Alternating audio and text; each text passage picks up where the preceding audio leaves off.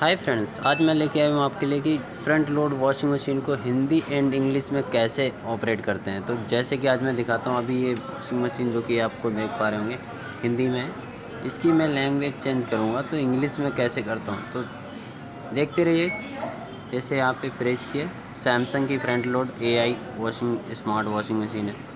जैसे यहाँ पे आपका ये देख पा रहे हैं भाषा, यहाँ पे हिंदी एंड इंग्लिश लिख के आया। अब इंग्लिश के प्रेस करें तो देख पा रहे हैं आप, यहाँ पे आपका लैंग्वेज चेंज हो गया। तो इस तरीके से ही करना है आपको भी सर। अगर आपको ये पसंद आए तो लाइक एंड सब्सक्राइब करना ना भूलें। Thank you so much.